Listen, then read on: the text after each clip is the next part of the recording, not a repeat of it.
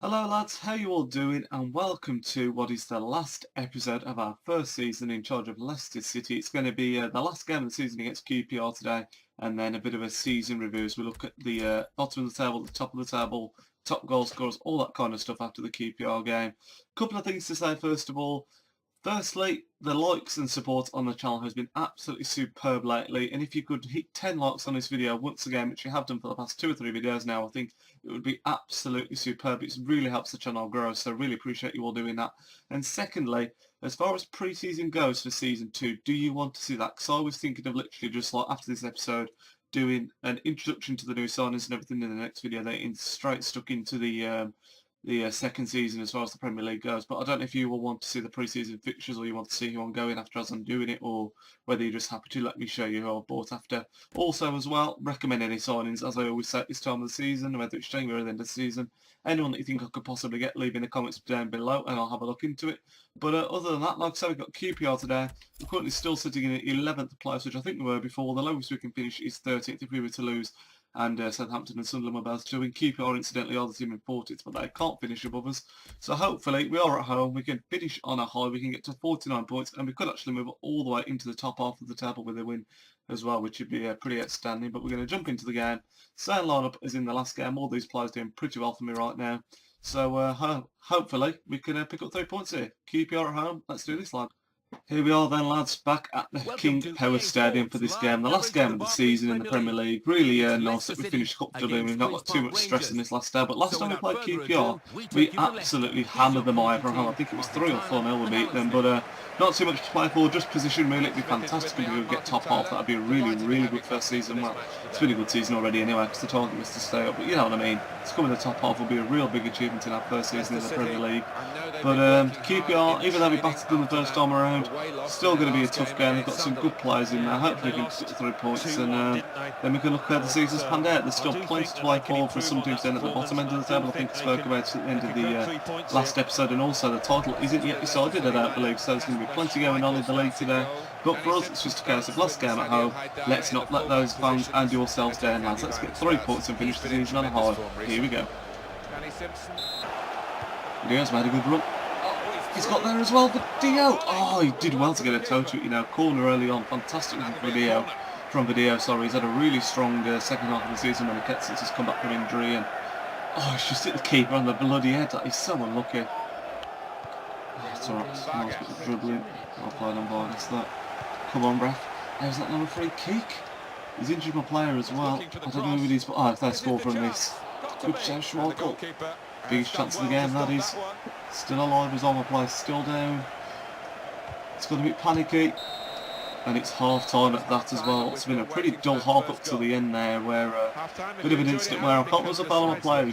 Apparently he was injured, but obviously not completely injured because he's going to be playing in the second half by the looks of it. But yeah, it's been a pretty dull half. Our best chance was on where I just didn't pull the trigger quickly enough. But other than that, and the little scrappy play there at the end for QPR, it's been pretty much a bit of nothing. We started off the better, they finished off the stronger. They've got much more possession at the moment. But yeah, not a lot happening with it, so we're jumping into the second half and maybe we can snatch a win. But at the moment it seems like the season isn't going to be finishing with a bang, more like a fizzle out at the moment, so let's just see what happens, lads.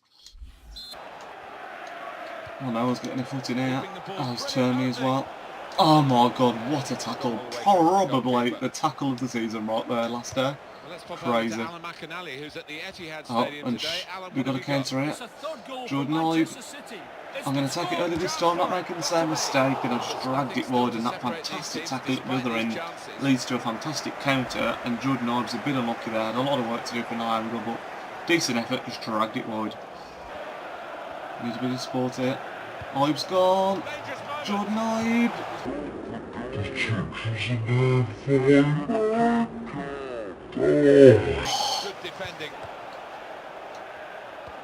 That should be mine, that should be mine. I mean, 90th minute now. God, can we snatch a win? Come on, Vyman. Last game of the season, let's get each other high. Andreas Vyman. He's doing so well. He's not made over. Jordan Ives, it's a 1-0 win. last minute, last kick of the season pretty much. We've snatched the win 1-0. This has not been the same kind of game that we had against QPR before when we absolutely smashed them. Very patchy game. We've dominated some points, they've dominated some points. I meant that to go all the way across to Cambiasso, to be honest. I think it's Cambiasso over there. But never mind, Jordan Ivey picks it up, hams it in from close range about 8 yards out, and we take a 1-0 lead, and it looks like we'll be taking all 3 points in the last game of the season. Lads, get in there. Come on, don't let him get back into it. There we go. That's full time. We end the season on a high with a 1-0 win over Queen's Park Rangers. That means we could be finishing in the top half of the season, which would be a huge achievement, because it's our first season here in the Premier League. But you can see, pretty dull game on the whole really. We had 6 shots to their 4, both had 3 on target and had a bit more possession. But let's have a look at what that does to the league table for the final time this year, lads. So first and foremost, lads, you can see that we finished in 9th place, which means we have a top half finish in the Premier League in our first season, which is absolutely fantastic, something to really build upon for next season. In the mail, you can also see, look, we've been given 5.8 million for finishing where we did in the Premier League, which is nice. Be interesting to see what budget we get next year, but that's nice to have in there, nearly 6 million. Well, let's have a look what that does to the overall table. I've not looked myself yet, so here we go. Let's have a look at the top half. Chelsea win the league, level on points. Oh my life. Level on points with Spurs. Man's 2 points behind. Very, very close finish to the season. They were well clear on goal difference, but my God, that's like when we won it with Aguero back in Man City, my lord. Relegated Newcastle. Newcastle have been relegated to the Championship along with Swansea City and Burnley, so there's some good players to be right for the picking out of those 2 teams. I'm thinking Wilfried Boney from Swansea, Nathan Dyer, Montero also at Swansea, there's Perez at Newcastle, Colagini's a good centre back there as well, so definitely be having a look at that for the transfers next season. But Champions League and everything wise, you can see the top 4, Chelsea, Spurs, Man City, Man United, Arsenal in 5th place, managing to fend off Everton. It looked like they were making a bit of a charge for that last European spot at one point, but couldn't get to it. Stoke also having a good season in 8th place. But yeah, I'm pretty happy with that. It has to be said. We're going to look at the top scorers and everything like that now. So let's go over to season and go to player stats. You can see that the top goal scorer in the league was Robin van Persie with 17 goals for Man United. Schürrle in 2nd and Fabregas in 3rd. 2 of the 2 players wouldn't really expect there. Sessing on in 5th as well. Our top scorer was Nick Powell. I don't think he'll still be there. This was some time ago. Nick Powell was our top one. I think he had 8 along with all these people here on 8, which Carroll, Cisse, etc. Higuain at Chelsea didn't have the most fantastic first season. You can see, look, only 8 goals in the Premier League. But we'll move on to assists. Schürrle's clearly had a fantastic season for Chelsea. Look, he's 2nd in the top scorers and top of the assists, which is pretty phenomenal. Young Ross Barkley's 2nd on that one as well, just 1 assist behind. Have we got anyone in there? We have Nick Powell, who's had a great season for us in 7th place with 7 assists. He's someone that I really want to try and bring in on a permanent next season if we can. Clean sheets, Laurie is top by miles as well, 5 more than anyone anywhere near to him. So that must mean, because Chelsea would clear by quite some margin on the goal difference, that must mean that they just scored a lot more, because it's definitely not into the clean sheets according to that. Yellow cards, Billy Jones of Sunderland comes top of that with 10, and the red card one goes to Ashley Williams of Swansea with 4. But what we're going to have a look at now is we're going to look at the Championship and who's going to be joining us next season, first and foremost. So you can see definitely joining us next season will be Norwich City, who finished top and had a phenomenal season, only losing 6 all year. Cardiff coming up with them, and then in the playoffs we've got Wigan, Watford, Fulham and Bolton. So Wigan, Watford, Fulham or Bolton will be joining Cardiff and Norwich. In fact, if it's Fulham that win that would be the same thing that went down the season before, wouldn't it? Which is pretty crazy. You can see in France, PSG strolled to the league, 13 points clear. In Germany, Bayern won the league, but just 1 point ahead of Dortmund. It's not been like that this season in real life, has it at all? It's been, in fact, that season hasn't finished, has it? Look, 18 teams, 36. So now there's still a couple of games left in that one. Don't know if it was in the France one. No, that one's finished. So still a couple of games left in that one. So still only Dortmund and Bayern really in it. You can see the miles clear of Wolfsburg. In Italy, Juventus have won the league in that one. There's still, no, that's not quite done either. There's still a couple of games left in that one, but Juventus sitting pretty at the top. And in Spain is the last one we'll look at. Who do you reckon? Barcelona or Real Madrid? Yep, Real Madrid top, 5 points clear of Barcelona. There's still a couple of games left, but that looks like Real Madrid are going to win that one, to be honest. Atletico fell a bit behind this season. You can see, look, they're 7 points behind Barcelona and a further 5 behind Real Madrid. But the other thing we're going to look at now is the squad. and the reports and all that kind of thing. So a quick flick through here now, we can see how people have got on this season. Kasper Schmeichel's had a solid season in goal. He's been pretty good, not the best, but he's been solid. He's done what he's needed to do. Same can be said for Danny Simpson. He's had a good season at right back. Centre back is definitely somewhere where we need to look at. Liam Moore's done well at centre back for a young man. 70 overall now at the age of 22, going up by 1 this season. But I do want to replace Upson with someone that's a bit younger but still perhaps experienced. I was saying just about Colaccini perhaps from Newcastle might be a possibility. Odara at left back's been really good for us. 22 years old, +2. He's online for Newcastle, of course. I was thinking of bringing him on a permanent, but Jeffrey Schlupp, we'll see in a minute, he's done really well this season when I bought him in, playing as a left mid, and he can play at left back as well. So if finances are a bit tight, we might be sticking Jeffrey Schlupp there, even though he's rated a few less. In the midfield, we've got Danny Drinkwater's gone up by 2. He's had a solid season as well. Michael Caine, one of these players that we discovered right towards the end of the season, he's gone up by 3, but since he's come in, he's played 11 games. He's only got 1 assist, but he's been really, really solid in the centre of the park. A really good ball-winning midfielder he's been for us. Nick Powell up to 72 and now worth 2 million at the age of just 21, and he's someone that I definitely want to bring in on a permanent next season. Been really good for us this season. But you can see he's got 8 goals and got 7 assists. Really, really, really solid player for us all season long. He's been consistently one of our best players. Video +1 in the time he's coined, 1.1 million he's worth now, only 20 years old, played 8 games and got 2 goals. We bought him in January, of course did get that injury straight away, but since he's bounced back he's looked really, really good, and I'm looking forward to using him again next season.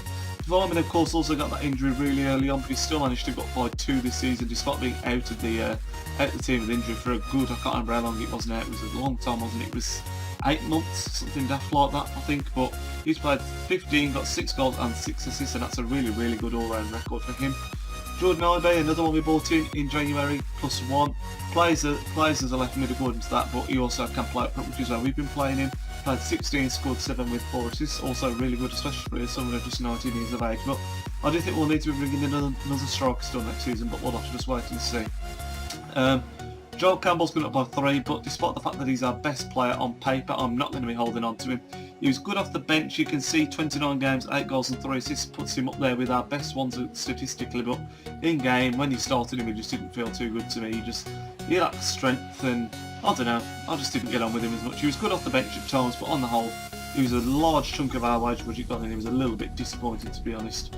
Riyad Mahrez, really, really good player, and that's partly why Joel Campbell hasn't been getting in as much. You can see, look, he's not got as many goals and assists, but he just seems to contribute a lot more with his tidier passing. He seems to lose the ball less, and he gets back a bit more than Joel Campbell as well, who seems to leave us vulnerable on the right-hand side quite a lot. So he's had a good season, and I'll definitely be holding on to him. Jeffrey Schlupp, as I mentioned before, played 19 games, predominantly at left mid, but we will be trying to convert him. I say convert him. He plays there anyway to left back instead of Haidara for next season.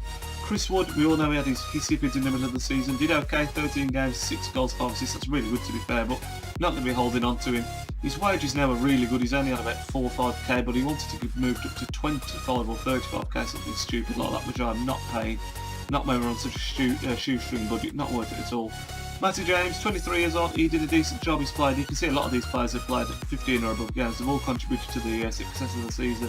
He's another one. I'll be looking to play him a little bit more next season, I think. Perhaps on more predominant sentiments that I'll be playing all season. I've not decided on the formation yet for next year, but one thing that is a bit disappointing with him, I thought he might have gone up a little bit more. If we got him up to around the 70-71 mark, that would have been nice. Ojoa, really, really disappointing. He played 23, 8 goals and 3 assists. He'll be sold next season if I can find a bidder for him. He arrived from Brighton for 3.3 million, as you can see there last season, but really hasn't lived up to the hype, and I've got on much better with the strikers here. Cambiasso, really solid player for us, gone down by 2 as expected his age, but he'll definitely be sold next season as well. He's taken up a really big chunk of the wages, and he's not going to be playing as much as a part next season, I don't think. So we're going to be trying to get rid of him, just clear him off the wage bill. Gary Taylor Fletcher hardly played at all, just the 1 game. He didn't play at all, however you say that. Stank Vicious, he's gone up by 2 there, but still not really high enough rating to be challenging for the first 2 places. Jacob Booth, same can be said there. Jamie Vardy, bit of a cup player for us, came in. They'll probably be keeping him for next season. He's good for the cup competitions basically. Played 23. Look, you can see 4 in the Capital One Cup and 18 in the league, but those 18 were mainly off the bench. You can see most of his goals and assists did come in the cup. Ryan Watson again didn't play him at all because of his rating, just wasn't quite good enough to be getting into that first team. Andy King did okay, he played 20 games, 70 overall, the age of 26, and he should feature a little bit more next season hopefully as well, but all our best players seem to be sent to mid, so some are going to have to be sold, it's just deciding who we're going to keep and whatnot yet. Mark Albrighton, again a little bit disappointing, didn't live up to the standards of Riyad Mahrez and Vidio, so I think he'll probably be sold as well next season. He's taken up a fair old chunk of the wage budget again. He's not a bad player, but when you've got like 3 right mids that are doing the job, one's got to give way, and I think it's probably going to be Albrighton. Richard Delat only played 9 games for us, mainly in the cup, and he came in a couple of times in the league. 26 years old and he's a right back, he just couldn't get in ahead of Danny Simpson basically, and there's another one that'll probably be making way next season. Ben Hamer in goal, didn't play at all, he's only ever going to be back up to Casper Schmeichel, and I'm not going to be getting rid of him because that's what he's good for. Moving there to Paul Gallagher, who's just come back from loan, so all these people now have been on loan I believe, haven't they? So yeah, his contract's expiring, he'll be letting him go I think as well. Conrad Logan, he's been out on loan, so all these people now, oh no, they're not all out on loan, sorry I apologise. Wasilewski played just 4 games, was back up to the backup basically, and probably won't be keeping on to him next season, his contract's currently expiring. David Nugent's another one, 17 games, 8 goals, 4 assists, it doesn't look like a bad record, and it's not I suppose, but he's another striker that's had quite a fair chunk as far as wages go, and I'll probably be getting rid of him next season. He's 30 years old as well, so whatever we can get for him now, if we can get around 2 million, that'll be fantastic.